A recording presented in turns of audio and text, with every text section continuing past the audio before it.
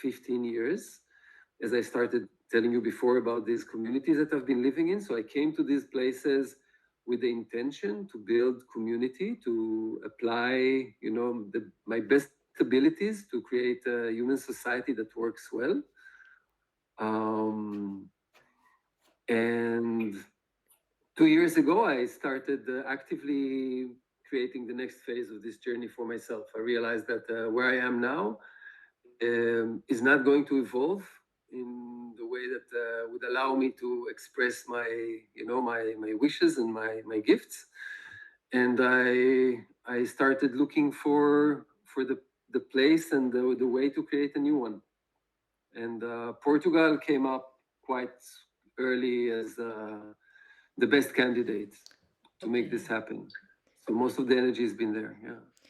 And regarding your current country, what is it that is shifting right now, and what kind of future you're seeing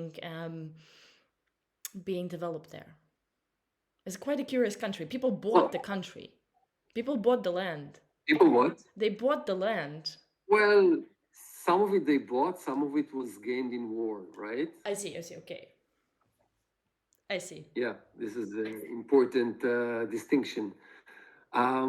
I would say, first of all, just in the context of this conversation, that in terms of developing alternative communities and villages in Israel, it's basically just impossible. Really? And there's been an exodus. Yeah.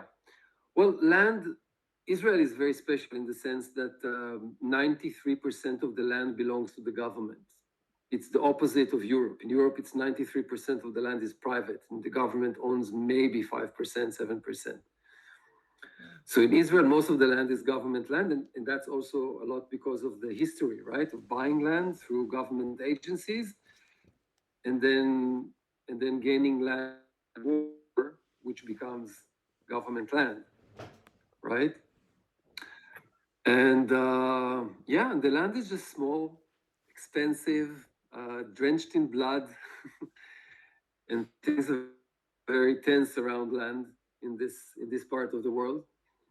I just talked to a Baha'i person that told me that Baha'is are not allowed to live in Israel. I said, by whom? Like the Israeli government doesn't allow them? He said, no, it's not the Israeli government. It's the Baha'i faith. It's like love to live. Do you know about the Baha'i? Tell me a little bit. Tell me. Tell me. Fill me in. It's a religion. It's a religion-based, a monotheistic religion, relatively new one, 200 years old, based in like the base of it is here in Israel, around the Akko acres. And she said like they say like they don't want Baha'is to live in Israel because it's such a dense place and it's so contended. There's so much conflict around between religions in this area that they thought an influx of people from another religion into the area would create more tension. So just said let's not, which I thought was so wise and beautiful and respectful. Like it was really one of the most beautiful things I've heard lately, and I didn't know it. And it's like their temples are half an hour from where I live, Oh very wow. close. I see. I see. So yeah. So But there's been an exodus of regenerative and ecological people from Israel to right. Portugal, Costa Rica, and other places because there's no land and there is no regulations for ecology. There's very strict control of the land in Israel. Like in Israel, even you can't collect rainwater. Rainwater belongs to the government, right? There's no legal way of doing any gray water or compost toilets, and it's highly regulated, and the regulation doesn't have regenerative ecological standards yet that you can do things by. So what doesn't have a standard is forbidden, right? You can't do things without a standard. So it's really difficult. Yeah, so that's specifically about regeneration.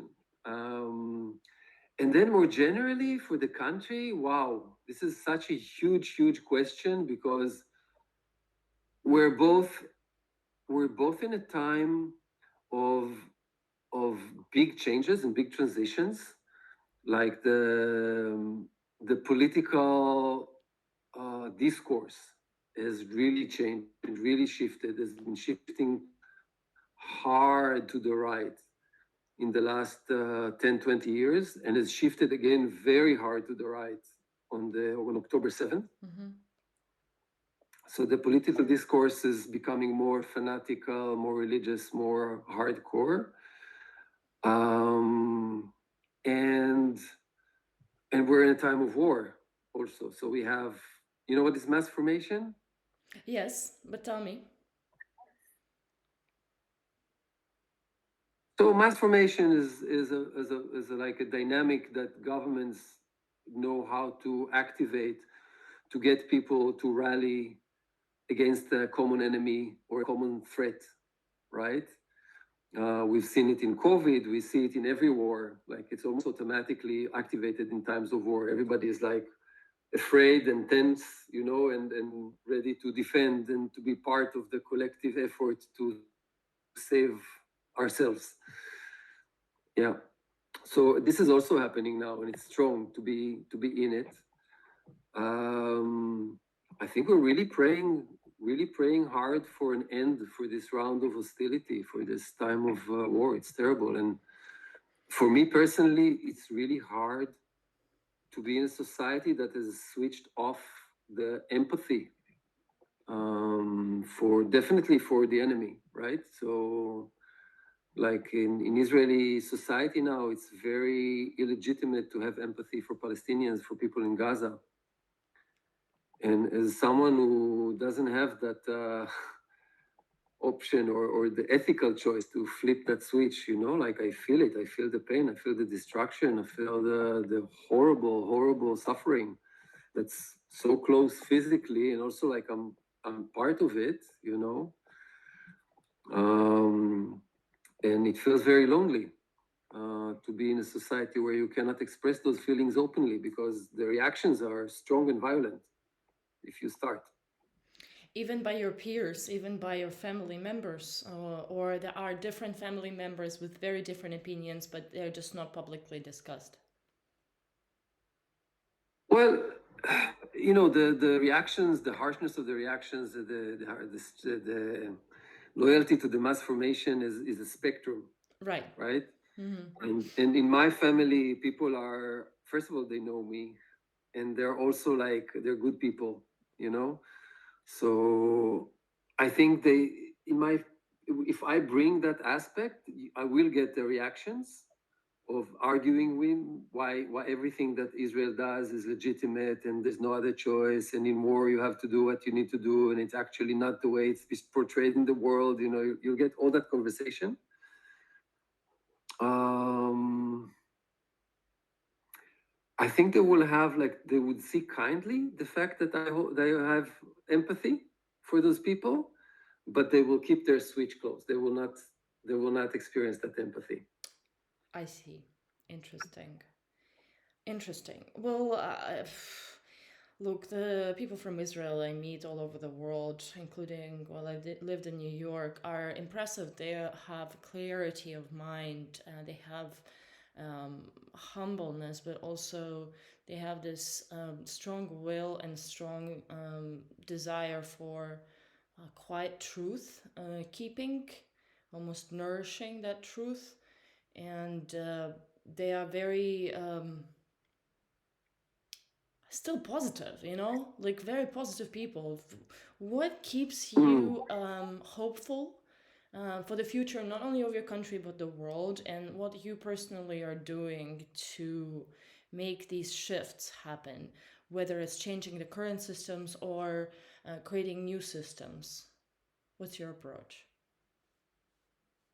Mm.